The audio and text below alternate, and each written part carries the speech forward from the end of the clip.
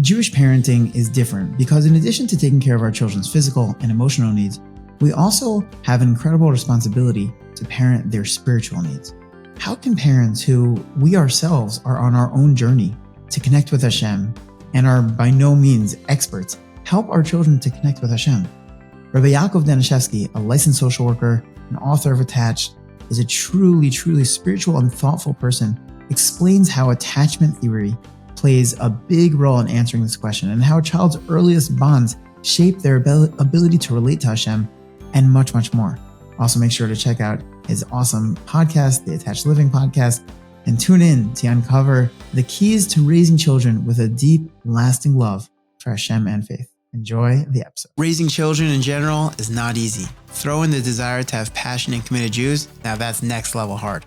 My name is Rabbi Yakov. As an educator, parent educator, and a parent of young children, I'm on the journey just like you to learn how we can best parent our children to take care of the whole child and each child and to help guide them in their journey of their relationship with Hashem.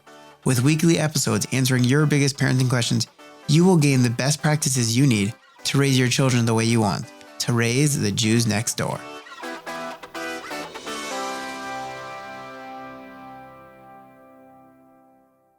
After knowing you for all these years, it all checks out. It's amazing. You have so much wisdom to give over, and it's really a pleasure to be sitting with you today and to talk about parenting our children to build a relationship with Hashem as we dive into the basics of that. So really, thank you. Excited to explore it together. Yes, thanks. Same here.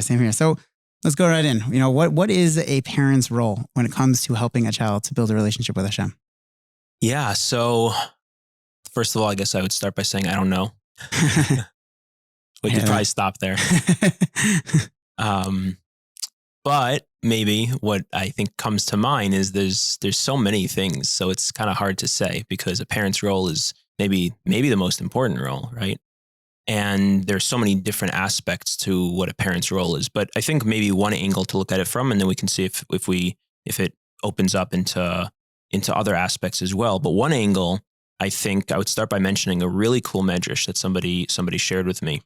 So if you ever think about this question, when Moshe Rabbeinu was at the Sneh and he heard Hashem speak, what voice was it?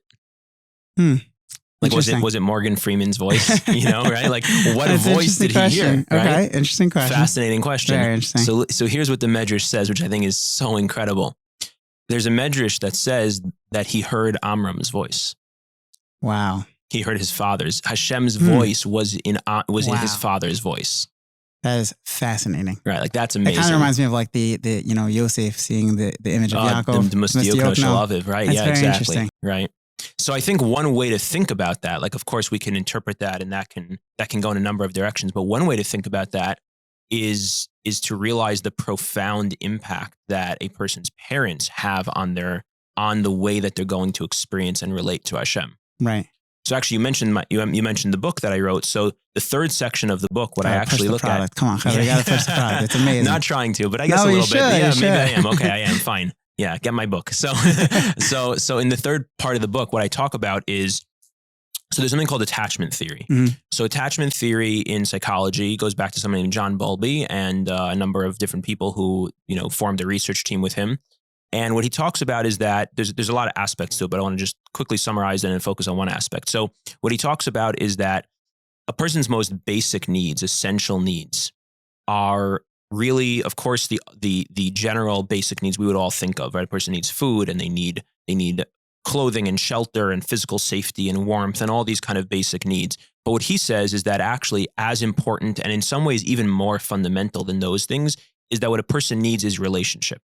And relationship not as a means towards an end of getting those things. So the reason that a child needs a parent is not only because the parent provides them or not to take care of their needs. Exactly. But they need the parent because they need the experience of being cared about emotionally and experientially. They need the experience of being seen, that their existence is valid, that their existence exists, right? That their existence exists, right? That they need to feel a sense of being in a joint experience with another person where they're seeing someone and someone is seeing them, that they're wanted, they're valued, they're loved, they're desired, and all those different things. And that's an essential need.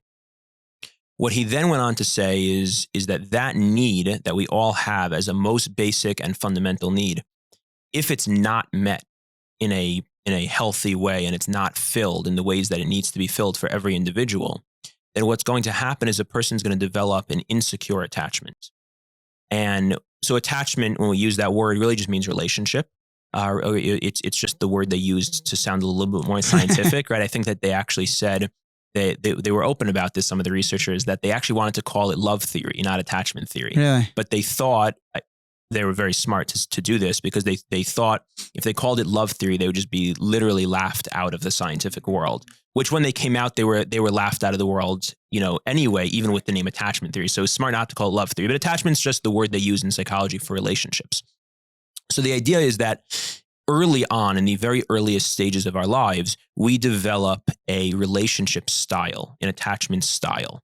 So just like the way that I like to put this sometimes is just like you can have an artist who will have 100 different paintings, but their way of painting is similar. They have a unique style. So even though every portrait will look different, every painting will look different, but somebody who really is, knowledgeable in art or in that particular artist can see a painting they've never seen before and say, oh, that's this person, right? They can identify it even if the content is different, but the form is similar, right? Style, or, a sports fan can, a sports player, every game they'll play a little bit differently, but LeBron has a style, Steph Curry has a style, right? Even if every game is slightly different, right? So relationships are actually very similar. We have a style in the way that we have relationships, even if each relationship's content in the particulars and the details are going to play out differently, but we have attachment styles.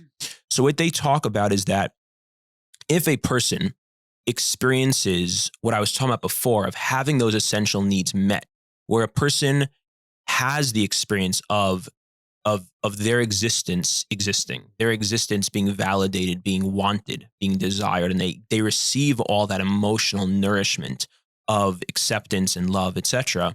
So then they're going to develop what's called a secure attachment style. A secure attachment style, there's a lot of details to this, but kind of an al regel achas, a quick version. So a secure attachment style is one in which a person has enough of a sense of self that they can also be able to experience their need for others, right? They feel strong enough to be vulnerable, secure enough to be insecure. They can rely on themselves and also be willing to rely on others. They can have a sense where I can have my own needs and wants and feelings and opinions, and I also care about what somebody else's feelings, needs, and opinions are. And so I can have that kind of secure relationship where I have myself, but I'm also dependent on others. So it's what we might call an interdependence. Right. Sure. So if you think about almost like if you imagine the two people as two circles. So in a secure attachment style, what it's going to look like is that the two circles are like a Venn diagram, right? So they're overlapping and there's a piece that's overlapping, but then a piece that also is independent. Very interesting. If a person doesn't get the nourishment and the experience that they need for that to develop, what's going to happen is they're going to develop an insecure attachment style. Insecure attachment style has two forms, but they're really parallel opposites of each other. So one form is avoidant attachment style, which means if I didn't get all that good stuff that I need, that's very painful. It's going to hurt and it's going to leave me feeling lonely and neglected and unsure of myself and forming all these negative beliefs about myself, etc. And so what I'm going to do as a way of self-protection to deal with all that pain is I'm just going to turn the whole system off. And I'm just going to say, I don't even want relationships. So I'm just going to develop an avoidance of relationships, of intimacy, of vulnerability.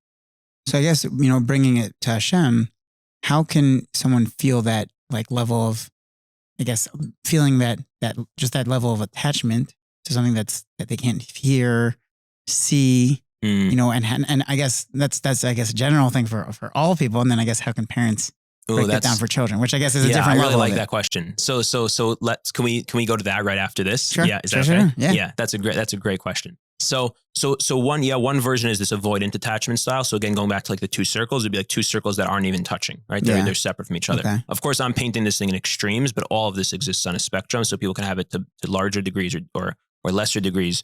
The other version will be anxious attachment style, where the person is very, very clingy to their relationship. So they don't allow the other person to have their own opinions, their own needs, their own interests, etc. And in that version, you take the two circles and you put them one on top of the other or one inside of the other, right? So that's kind of enmeshed and anxious, etc. So the theory that I've suggested and that I wrote about in the book is that just like we have that with people in our lives, so that those attachment styles start and they develop early on in the very beginning of our lives, and then they play out in our later lives. So they play out with friends, and then they play out in romantic pursuit of of marriage, etc. But I think they also play out with God, which is why I'm bringing this up to your initial question, okay. Right? So I think that they play out directly with Hashem. So when a person has a secure attachment style with people, I think they have the capacity to have secure attachment with Hashem. And when they have avoidant or anxious, I think that now, I'm not saying it's always 100% linear, right. But in the book, what I talk about is going through examples of the ways that I've seen this show up with clients. Sure. And just to give one easy example, again, it's always easy to paint the picture by using extremes. So it's not always this black and white, but just as an example, years ago, I was part of something called the Wexner Fellowship. So I had the opportunity of kind of meeting with some, kind of big names in the larger Jewish world, not outside the Orthodox world a lot of the times. And so I was actually meeting with someone who was a very well-known, I won't say by name, but a very well-known, very published, celebrated, kind of quasi-academic, fully academic, but also very spiritual person and kind of leader outside the Orthodox world. And I heard him speaking about spirituality at this conference of sorts. And he talked about a very spiritual life that he lived, but he didn't believe in a volitional being that created the world and that was the way we would think about God. He talked about like a spiritual energy that existed, like within the world, but there was nothing transcendent. There was no being. And so I actually had like the opportunity to sit with him, and I just decided to like ask him straight up. I was just curious, like, why you're very spiritual. Why do you not believe in a traditional idea of God? Right. And I give him so much respect for this answer because he was so honest about it. He said, I grew up with a very abusive father, and it turned me off and made me avoidant. He didn't use exactly that language, but avoidant of any hierarchical type relationships. Yeah. Right? I feel like when I was in NCSY, I remember when people would say like, maybe that the reason what's going on there is like bad relationship with father or mother, or whatever it is. And that's like, that checks out. That's exactly what you're saying. Yeah. Right. So he couldn't engage the idea of a relationship with God as being a hierarchical figure, right? A transcendent figure. Wow. So we have spiritual attachment styles that evolve from our human attachment styles and experiences. So to your initial question, the parent's role is an indirect, direct role, because the parent shouldn't do good parenting because of thinking, well, if I'm a good parent and I show up in a way that will make God look good, then right, that's obviously not going to work.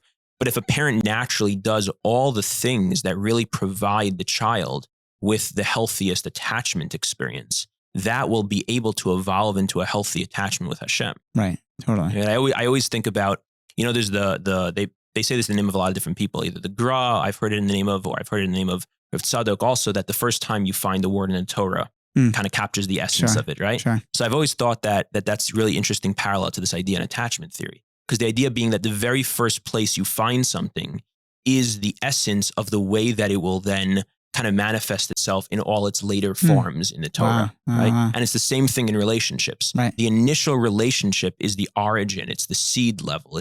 And everything that comes after naturally will be the outgrowth of that. Now, of course, if a person didn't have a good experience on that seed level, there's things that can be done, but but left to its own devices, that's how things will evolve. Sure. And I feel like, on that point, people often say that the relationship that a parent has with a child models the relationship of a parent of like Hashem with a child, or us with Hashem. So like, how does that work within this concept? So you're saying because that's like the opposite direction? No, I think it seems to be very aligned with it. Yeah, I think so. How would that, like, how does that work? I guess, how does that concept work? So I think if I'm understanding your question correctly, I think that's what I meant when I was talking about like it's direct, indirect, meaning I think that it's direct in the sense that the experiences we have with our adult caregivers in those earliest stages will form the template for the way that we experience everything later. Right. So it's direct in that way, but it's indirect in the sense that I don't think the parent needs to be doing anything that's explicitly about the relationship with Hashem. Right. In this context. There are ways people should be explicit about Hashem, but in this context, it's more just relationship, be a good parent, yeah. have a good relationship. Sure. When you have the good relationship, you just provided the template that can naturally happen on its own later. Right. Got it. So let's get back to that other question. Yeah, I love your other question. Yeah. You can't see or hear Hashem, so how can you really develop that attachment with Hashem? Or I guess that's like more general, and then we'll get into the parenting component of that. Yeah. Okay. I'll tell you why I love that question, because again, I think it's another example of what I would call like direct, indirect, because at least I think what comes to mind for me is that the way that we can do that is for our kids and for ourselves is by opening our experiences to include things that are unseen. What do you mean? So meaning allowing ourselves to experience things in ways that are more informed by intuition and more informed by, let's call it right brain, or more of a creative side of ourselves, or more of a intuitive side of ourselves, more of a soul level in general. And that's what I mean again by the direct, indirect, not about God. It's not about, I'm going to teach you how to having more spiritual experiences. In general, yeah. So more intuitive experiences. Like if somebody is trying to figure out a decision, right? For example, someone's trying to make a decision. So what is someone who's a teacher or a parent, what's the first thing they almost always tell them to do? Make a list of pros and cons, right? I'm not saying that's wrong. You should include that. But what about saying which one feels right to you? It's a very different question. But you're teaching the person to pay attention to their inner world, not just their rational world. I mean, the rational world is part of the inner world too, but I mean, right? They're paying attention to an intuition. Very interesting. Because I really believe we actually spoke about this recently together. There's an amazing gra about this idea of Ruach HaKodesh. There's many Makoros on this, many sources on this, but the idea that we all have Ruach HaKodesh. The Ruach HaKodesh is a way that our neshama speaks to us, that HaKadosh Baruch Hu speaks to us, that Hashem, that God speaks to us through whatever comes up. It's like paying attention inside to things that come up. They come up for a reason. And if we learn how to listen to them, which is really by being open to listening to them and looking for them and believing that we have intuition and that we have a sense of what feels right. So we can really intuit things. We can really gain access to knowledge in different ways, right? So just another example, even like in the educational system, you think about like early grades, right? So I have like a daughter who's in kindergarten. She comes home every day with a knapsack full of, unfortunately, usually crumpled, but papers of like projects and arts and crafts, right? And then I have a son in fourth grade. I don't think he's coming home with any arts and crafts, typically speaking. And I don't know that it should be as extreme as that. Meaning we at a certain point educationally, we stop involving any right brain activity, any intuitive activity, right? We shift over to a purely linear, sequential, rational, analytical, organizational, memory, information-based way of learning. Yeah. Why do you think that is? I think that's the influence of Western philosophy and Christian influence on the Western world, where there's a strong divide between mind and body. There's the belief of like these very strong compartmentalization of spirituality and physicality as being two different things, which Judaism does not believe. And Descartes, this mind-body divide, which really all the theories of psychology now show that all of that is really misconceived, because the body and the soul and the mind are incredibly integrated and connected with one another. Wow. So I think that in general, learning to pay more attention to our body and hearing the wisdom of our body, paying more attention to our intuition and to our creative side and giving chashivos, like giving significance, not just as a fluffy feel-good thing, but as being just as much on the pedestal with being able to give over an intellectual idea or write a good essay, is the idea that I can be creative, that I can write poetry, that I can sing a song, that I can draw, I can sense things and feel things, and that I can speak emotionally, and that I can meditate. any of these things. That could be different for everyone. It's not, and some people more, some people less, but that it's at least on the radar and that it's given significance, again, even about things that have nothing to do with spirituality, nothing to do with God, right? Just, again, using my simple example of when you make a decision, right? Yeah. Instead of just having pros and cons, but it's like, what does your gut tell you? Right. What does your gut tell you? Why does that, like, meaning at what point did that then lead to, okay, the development of, yeah, exactly. So that's what I meant by the direct and indirect idea. Because again, I think that instead of making it focused on, we have a goal of getting you to be frum, getting you to be religious, which that kind of approach never works. Right. Instead, it's plant all the seeds in the environment, which will naturally allow for that to happen on its own. So if you think about it, if a person is in an environment where they are accustomed and they are encouraged to pay attention to their intuition and their feelings and their senses, those are the things that bring a person into awareness and experience of God. Why? Why is that? Meaning, what's the why is that more than the rational stuff? No, or just why is that the connection to God as opposed to God is beyond that in a way? I think the reason that's the connection to God is because God is infinite. God is not tangible. And that those parts of our experiences are the intangible aspects of our human experience.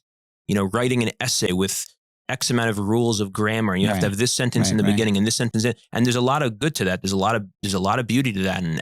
And Yiddishkeit, Judaism believes in kol atzmos haytaman Hashem yichamoch, right? My whole being has to be activated into a place of, you know, God who is like you. So I'm not trying to cut out the intellectual side at all. I love a good, you know, that stuff too. But the idea is that it needs to be holistic because Hashem is infinite. Hashem is intangible. When we try and use the rational mind, which is really about creating linear, sequential, categorical type things, it's almost categorically the wrong apparatus for being able to comprehend Hashem. It's like it's the wrong tool because Hashem is so elusive to that tool. But from within our intuition, which is so much more open-ended, and our emotions and our feelings and our senses, which are so much more attuned to intangible things, those are the tools that can bring us into connection with Hashem because that actually lines up with the nature of Hashem so much more closely. Of course, not exact because Hashem is actually transcendent to everything, but Hashem chooses to manifest himself into a way that we can comprehend. And those are the aspects of self that need to be included to be able to have that experience. Fascinating. It's really fascinating.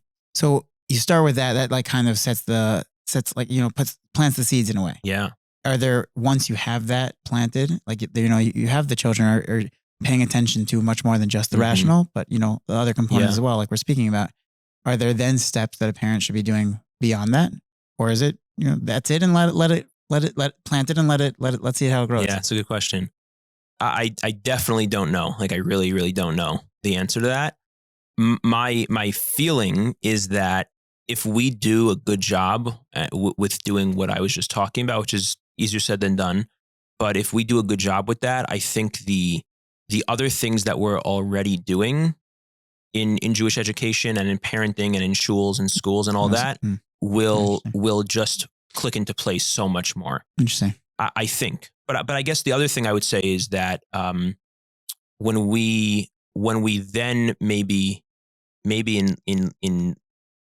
in appropriate natural moments connect the things that I was just talking about with our religious experience, and we make those links not in forceful ways, but we just show the links and we show how that can you know, that the idea of intuition could actually be from your neshama. Oh, and what's your neshama and those kinds of things. And when you have a gut sense, it's like, oh, well, maybe that's Hashem guiding you. Oh, so and like you make those links. To really concretize that. Yeah, make the links, right? I think that would be like the next step, right? So the first step is just that the environment is infused with that orientation to life in general. Right. And then there's also opportunities, I think, to make the links between those things and Judaism. I love that. It's beautiful. Wow. That's strong. Would you say that there's other things that a parent should keep in mind that are fundamental to building a relationship, or like this is the core? I guess the other, I think this is a big part of the core. Again, I don't know, but I think something else maybe to keep in mind that would be interesting that comes up for me is, so there's something called the now I'm blinking on the name, the circumplex model, but what's the guy's name? Olson, maybe? I can't remember now. Mm-hmm. But he talks about family or parenting styles.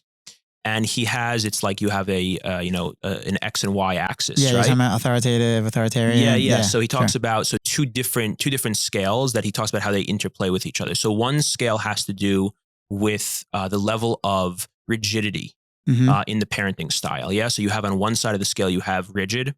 On the other side of the scale, you have like complete Hefker. Yeah, he probably doesn't use that language, right? But like total openness. And then you have in the middle, you have like structured, and then you have like boundaried, right?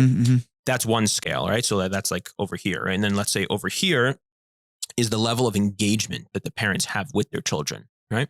So on the one side of it, you have enmeshed, which is like way over engaged and way too controlling.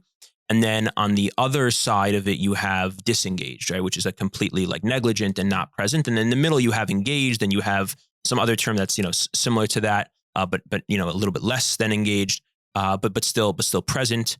And so what he shows, this is actually from the world of addiction as well. What he shows is that most addicts, people who develop addictive tendencies or a clinical level of addictions, come from families where the overlap of those two different axes have the either the disengaged and controlling, right?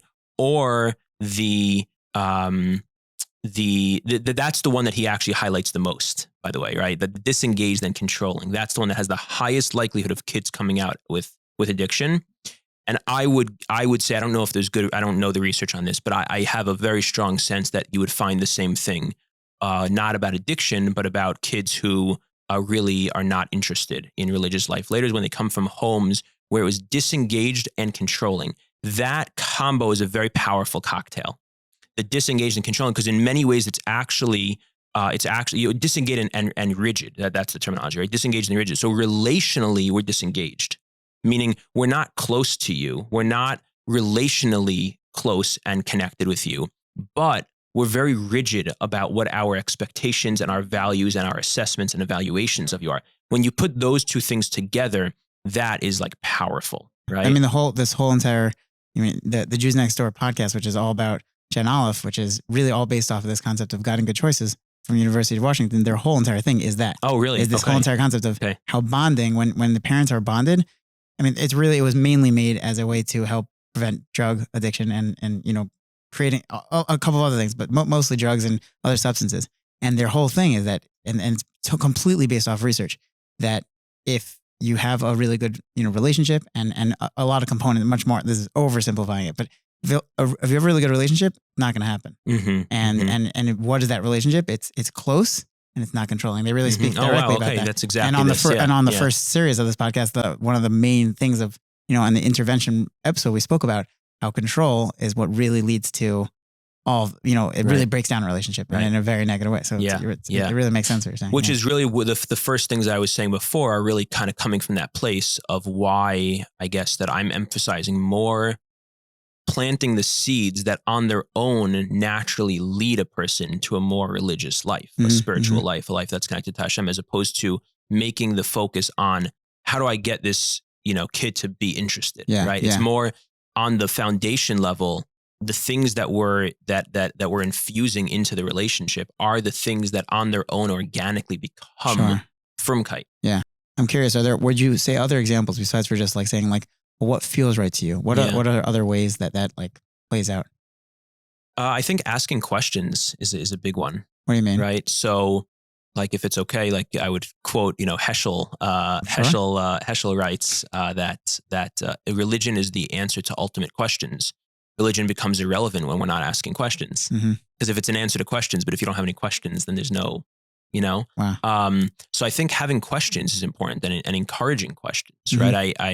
I quote in the I'll Push product again, right? If I quote, actually not that I quote in the beginning of the book. So Dr. Pelkovitz, forward by Dr. Pelk. So Dr. Pelkovitz wrote very, very generously wrote a forward for the book, and he in the forward quotes this experience he had when he was commissioned by I forgot exactly what, to do research on different spiritual and religious educational settings.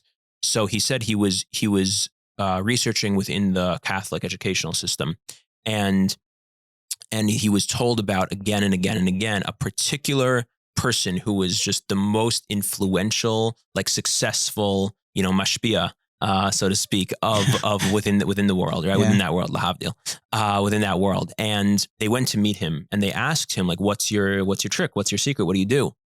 And he told them that at the beginning of, I guess he works with like high school age. So he said at the beginning of like 10th grade or whatever it is, he has a one-on-one meeting with every student. And he asks them, so how do you feel about your faith? Is it solid? Is it strong? Like you don't have questions, you feel like certain and good, or, do you have doubts and questions and things like that? And they would all want to answer him. I assume, it's good. It's, I'm good. I feel good about it, etc. And he would say, oh, that really, that worries me. Right. You don't have any questions? Right.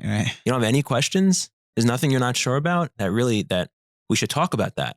Right? Like flips the whole thing on his head. Right. And he would do that with every student. And this guy was like, this was the guy. This was the guy. That's amazing. Like encouraging questions. Like it's okay to have, it's good. It's good to have doubts. It's good to have it's normal, yeah. things that you're looking for to understand. I said, I think encouraging that is another big piece that I think is important. Totally. Now, changing direction a little bit. Do you think that the focus should be on a relationship based on love or fear?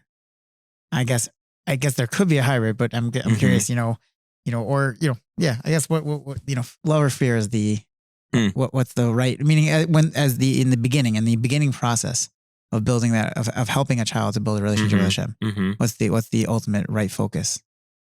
I think both. I think maybe I would change fear to respect or awe. Okay. And I wouldn't eliminate fear completely, but I think I would focus it more on awe and respect for like God as a powerful being, not necessarily God as a punishing being. Yeah. How does one relate that to a child to be able to understand respect to something? I guess a little bit comes back to what we said, like not being able to see. So it's like, like respecting, one's teachers or elders or parents. Okay. It's like a concrete person.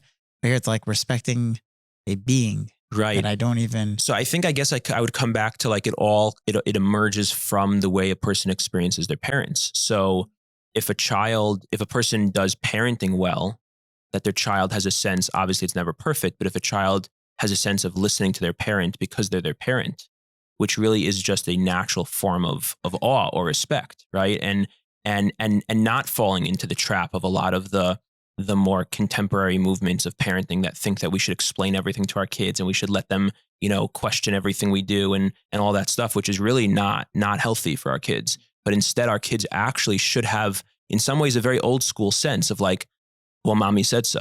Like that's the answer. The answer is because mommy said so. Why? Why do you think so?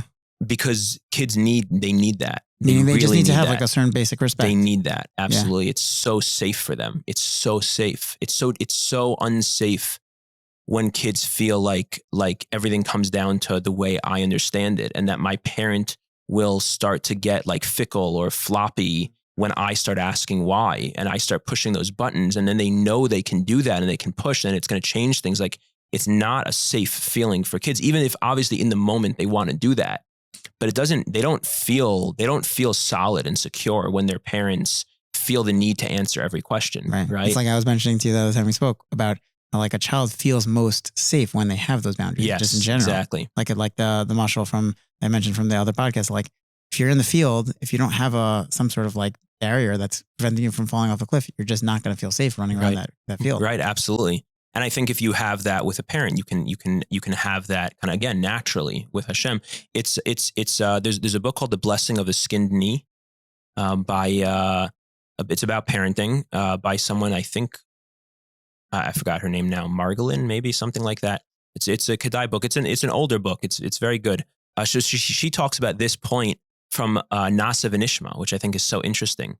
She says the way that parents should deal with that piece of like when a kid asks why should be that we should teach them the Nasa V'Nishma approach, which is the parent should say, do what I asked you to do and then I'll explain it to you. Interesting. First accept That's what very I said, and interesting. then I'll explain it to you, which I really like, because the idea is that on the one hand, everything I was saying before I think is true. We don't want to always be subservient to answering our kids' questions of, well, why do you say I have to do this? Or why do you say I can't do this, etc. I don't think that's good for the kids. On the other hand, to be completely, stereotypically old school, I don't even know if it is old school, but this, whatever, of not answering at all is also, in a sense, a quieting and sometimes a suppressing of that child's expression and intuition and questioning, like I was saying, I was encouraging before. So I think the Nasiv and then it and also Nishma, establishes the respect. I mean, it's like, first do it. Yes. We that's fine. Exactly. I'm happy to discuss, but first things first. Exactly. Respect it because I'm asking you to. Right. And then we can discuss. Yeah, That's which fine. is Mamish Nasiv and Nishma. It's that's literally exactly what the Torah teaches awesome. us. I love that. And I think it's an amazing model for how do we deal with parenting. Like the example she gives is like, a parent goes to a birthday party to pick up their kid, and they have to pick up their kid early for something. So they have to leave the birthday party. And the kid starts, why I don't want to leave. Why do we have to leave? Why do we have to leave? And all that stuff. The approach is come to the car. Like I'm saying, we have to go because we have to go. And the answer is because we have to go because I said so. And then I'll explain it to you. And you can ask me all the questions you want. But first you have to listen to what I said. Yeah. And that comes up in parenting. That comes up, every second, Totally, and I think the Nasiv and Nishma is really the model for it. It's very, very good. And so in that sense, I think that blends kind of the Ava and Yira, right? The love. And again, I wouldn't call it fear as much, but more the respect. Yeah, totally. Would you say that the process of building this relationship with a child, a parent helping this child to build a relationship with Hashem changes as, with the ages? Or I guess, how does it change over the age? Mm-hmm, mm-hmm.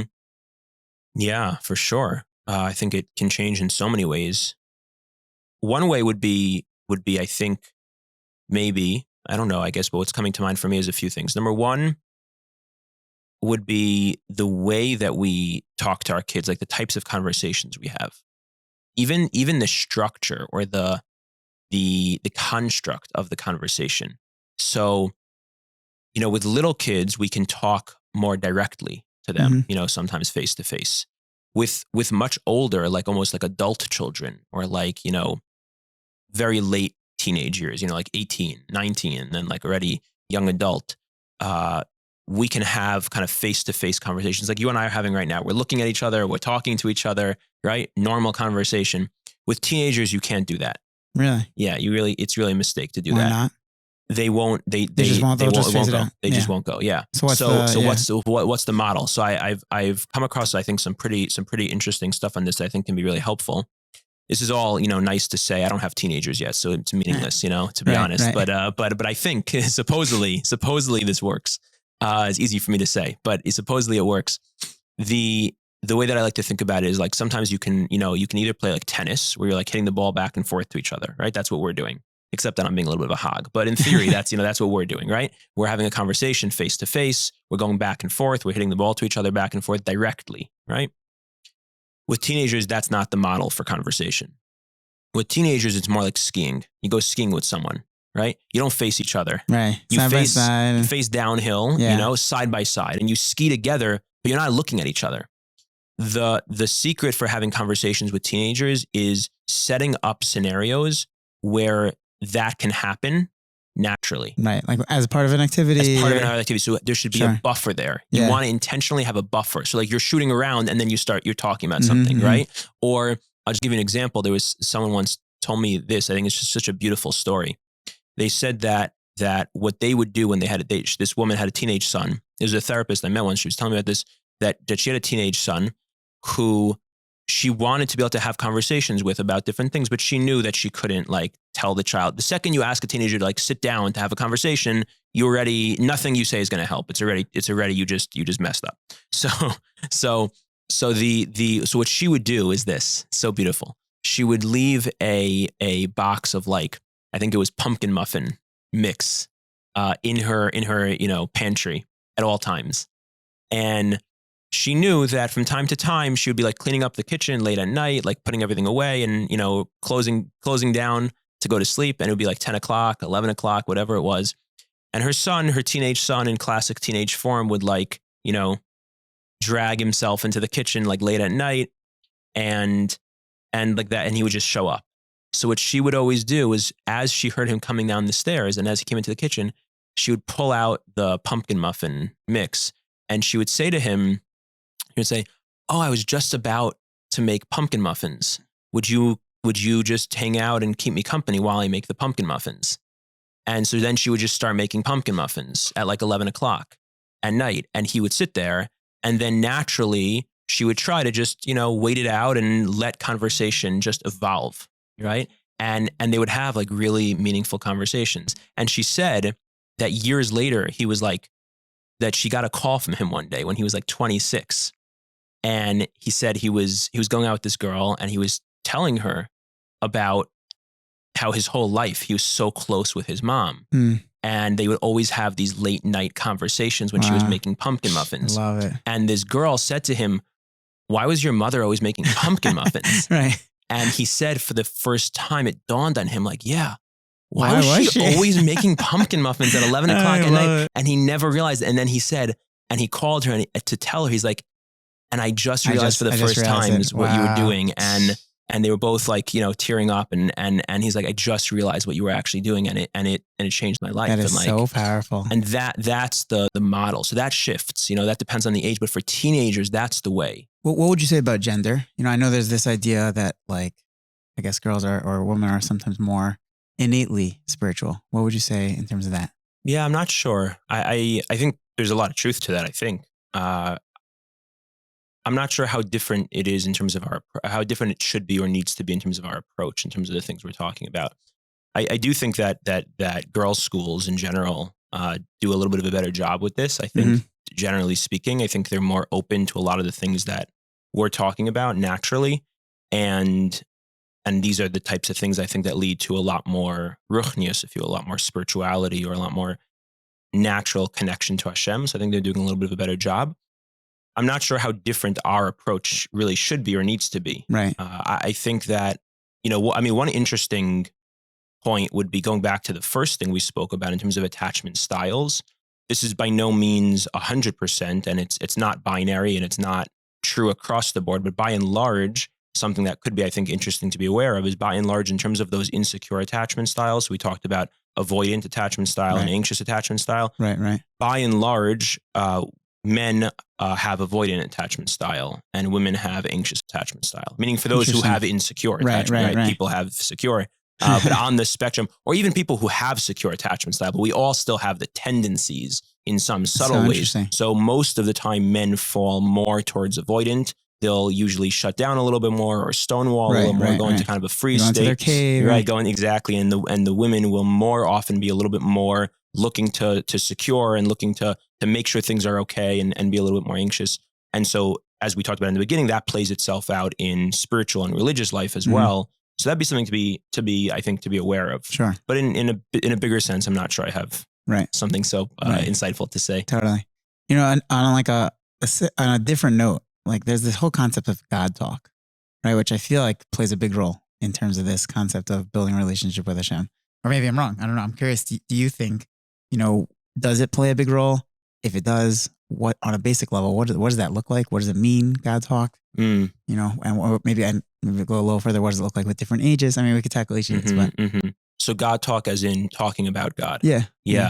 I do think that that's really important. I'm not sure how familiar I am with what you're specifically referring to necessarily, but as a general, in the education world, there's like this whole entire thing about like we don't do enough talking about God. We talk like halacha or Gemara and Tanakh a lot. But we don't talk about God. Yeah. Him or itself a lot. Yeah. Enough. I know. I would tend to agree with that. I don't know if I'm familiar enough with in terms of the educational setting per se, but I would agree with that. I think, people like to point out that Mashiach is the same letters as Messiah, right? You have to talk about it. You have to talk about it to bring it, right? And as the Kotzker Rebbe famously said, right, when he was asked as a young child, where is God? And he said, wherever you let him in. So are we letting him in? Are we talking about him? How conscious are we?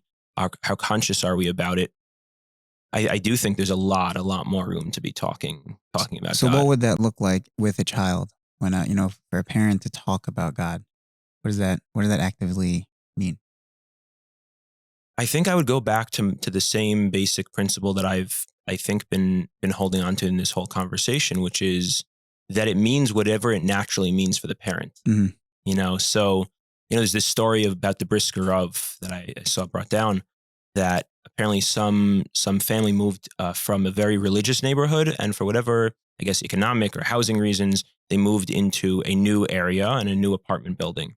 And in the new apartment building, there were no other Shomer Shabbos families. This was in Israel. There were no other Shomer Shabbos families, no other frum families. So this individual went to the brisker Rav, and he started saying to him, I'm so nervous. I'm so worried about my kids.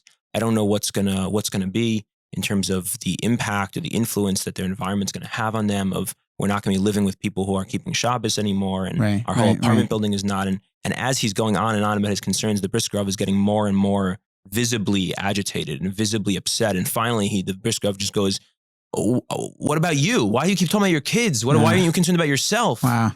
Yeah. And I really think that's true. Yeah. Right. So I think that talking about God for our kids means talking about God for us. And if in our natural conversation, in natural ways, not because we're trying, of course it's good in the back of our head to be trying to make the impact and the environment for our kids. But if we're naturally on our own, that when we talk to our spouse and we talk to our friends and we talk to our kids of whatever it is that we're sharing, and it naturally involves talking about Hashem and Hashem's, how I felt Hashem's presence in an experience, what Hashem did for me, and how and talking about the relationship, talking about the experiences, talking about the connection and what it means to me, talking about the ups and downs of it, whatever that might mean for a person. If a person has that on their own naturally, totally, that's what creates it. Yeah, I think also like music can play like a big role, like like the famous song Baruch Hashem. So we, my children love especially the Uncle Moishi version of this of Baruch Hashem, and whenever like things happen, like in the song it goes like, no matter what comes your way, no matter what you say, Baruch Hashem. So like different times, like when things will happen in the home, whatever it is, and I'll just say like, oh, it's okay, like Baruch Hashem. Mm-hmm. And then it was funny, one time, one of my children, we were something happened, and my son looks at me and is like, it's okay, Abba, Baruch Hashem. And I was like, no way. Like it just shows like the incredible power of music. And also, like you said, there's like the mentioning of it like on a constant basis. Yeah. Yeah.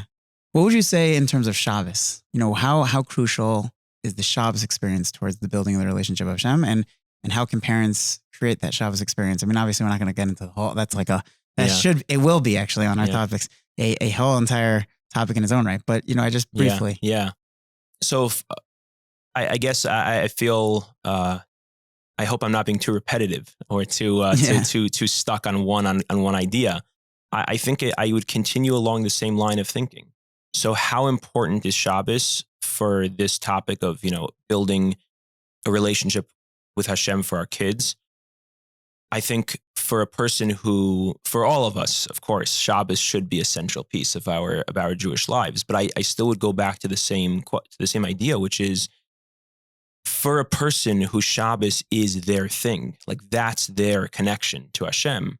So then that's really important in terms of giving over, because that's where they are naturally lit up and in a state of connection.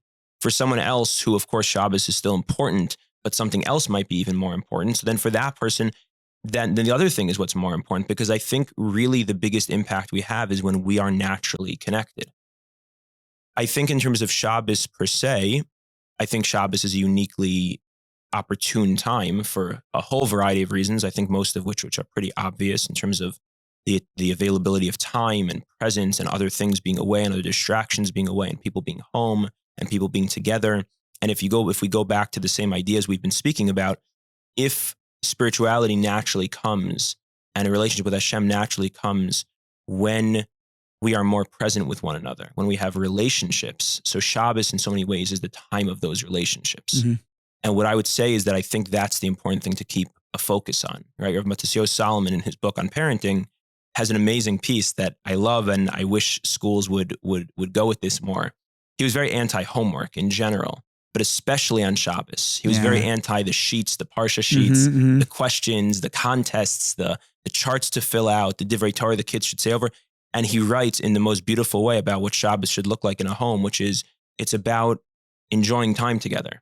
And when there's a whole packet of things to take out and get through, so we just turned the Shabbos table into another classroom. Right. And the It sounds Shabbos like a tefillah checklist. shouldn't be Okay. and there's a pressure and there's an intensity. Totally. And then the kid knows the answer, doesn't know the answer, wants to say the Dvar Torah, doesn't want to say the Dvar Torah, but he wants to get the prize from the Rebbe. So, and it creates a whole competition and a whole pressure in another classroom where really it should be a family experience of just enjoying time together. Yeah. And if that time is enjoyed together, naturally the ruchnius will come from it. Hashem. And again, if naturally we're talking about Hashem in the context of spending time together, if we create that wholesome, enjoyable, positive, warm, connected, relational environment, and not the pressures of the content and the information and who can say the Dvar Torah and who can't say the Dvar Torah. And it's nice to have a Dvar Torah, but it's really about that relational environment that we can create on Shabbos. Right, totally. And I guess just to, like you said, if someone naturally connects with this, so then that will be the, more natural. What if someone, let's say, doesn't?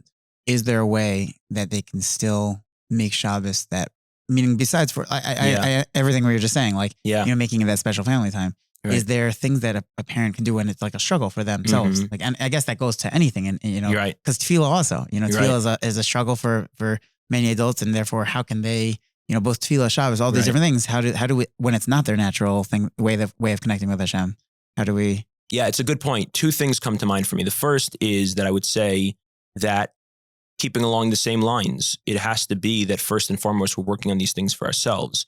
So in this context, what I would say is, if a person doesn't naturally connect with Shabbos or davening or whatever it might be, that's an avoda. That's a work of growth to invest in.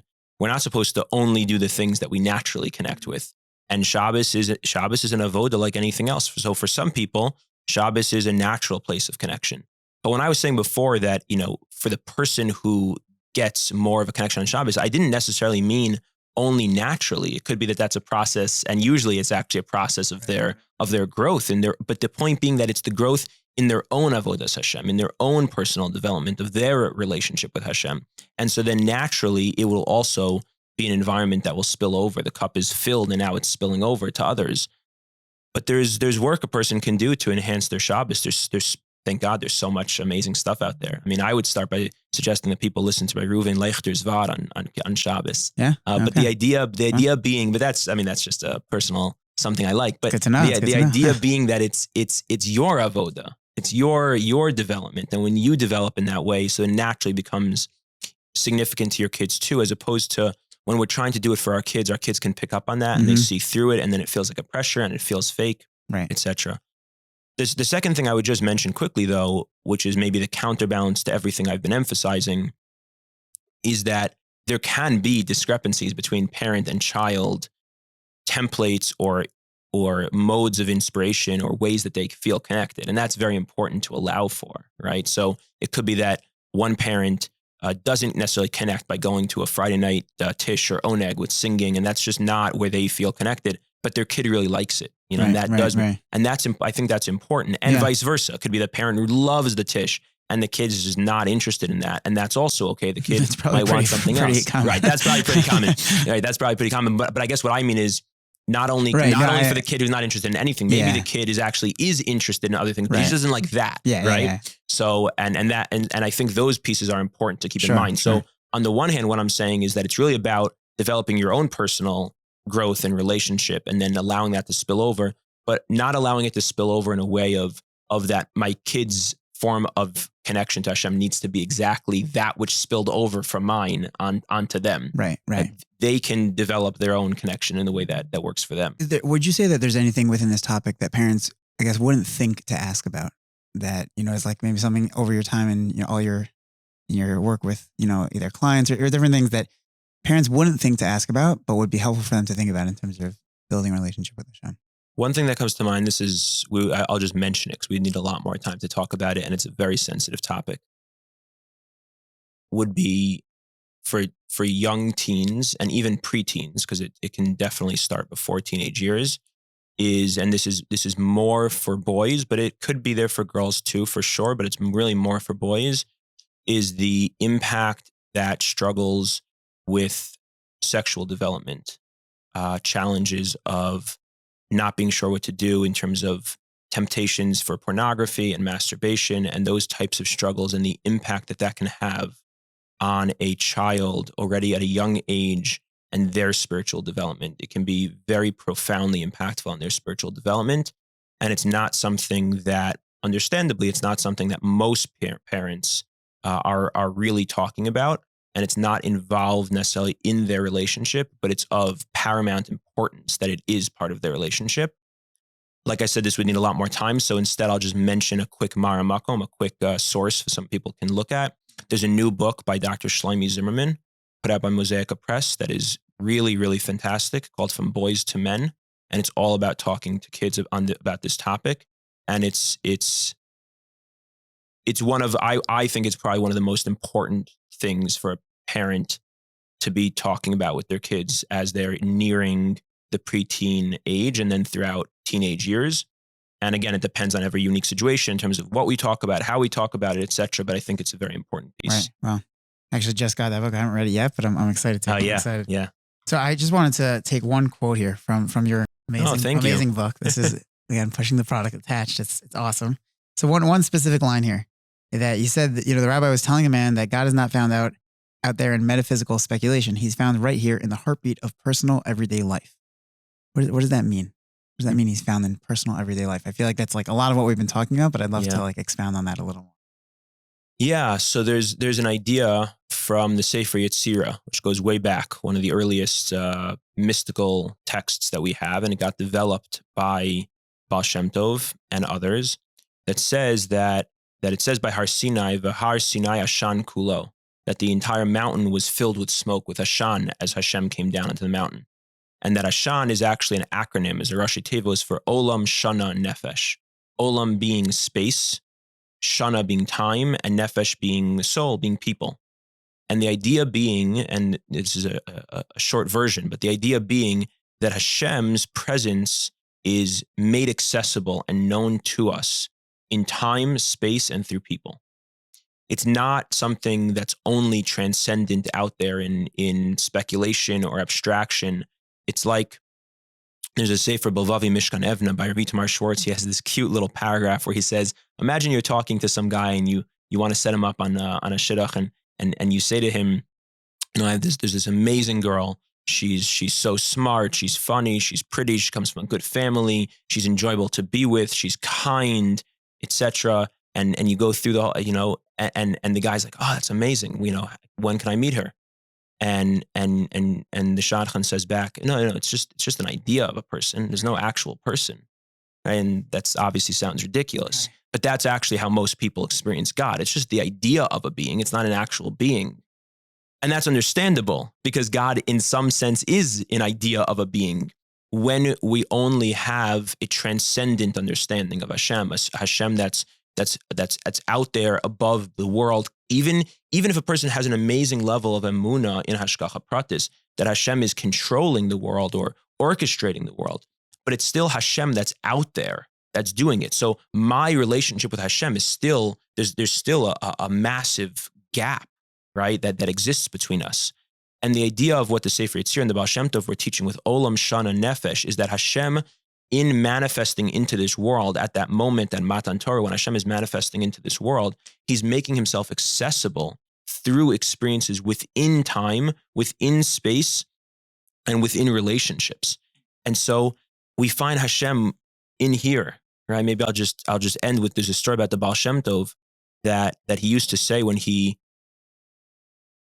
that he would say about himself, that when he first reached a certain level, he would say, I was on such a high level that when I finished davening on Leil Shabbos on Friday night, when I finished davening, I would be in such a high and connected place that I wouldn't want to talk to anybody. I couldn't talk to anybody. I was so high, I couldn't talk to anybody. And then he said, and then I worked on myself. I really worked on myself a lot. And then I got to the place where by the time I finished davening, I was so connected that the only thing I wanted to do was talk to people.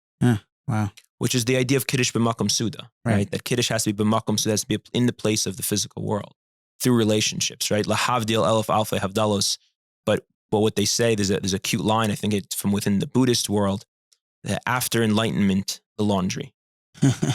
Sometimes the whole search and seeking of spirituality can sometimes become can sometimes actually throw people off if it's not done in the right way. Right. And the right way is when it's done here in this world in a very raw and human kind of a way. Wow, what a fitting ending message. Thank you so much. Really, so many incredibly huge pearls of wisdom, real gems in this talk. It was really such a pleasure, and a pleasure as always to see you. And thank you. Really, thank you so much. At the very least, it's a good excuse for us to get back together and catch up. Sounds amazing. Thank you so Thank much you. again. Thank you so much for tuning in to another episode of The Jews Next Door.